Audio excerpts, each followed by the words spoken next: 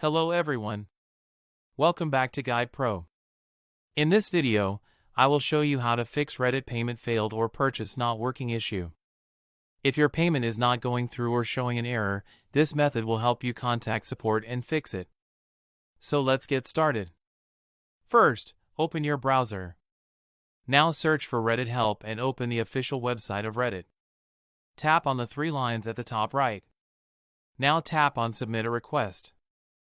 Scroll down and tap on Purchase Help. Now scroll a little and you will see a form.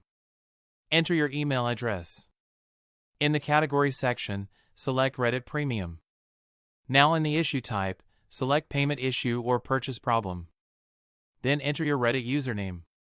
In the subject box, write your issue like Payment Failed or Purchase Not Working. Now in the Details section, explain your problem clearly. You can also attach a screenshot of the error if you want. Finally, tap on Submit. Now wait for the support team to respond and fix your issue. So this is how you can fix Reddit payment failed problem. If this video helped you, make sure to like the video and subscribe to Guide Pro.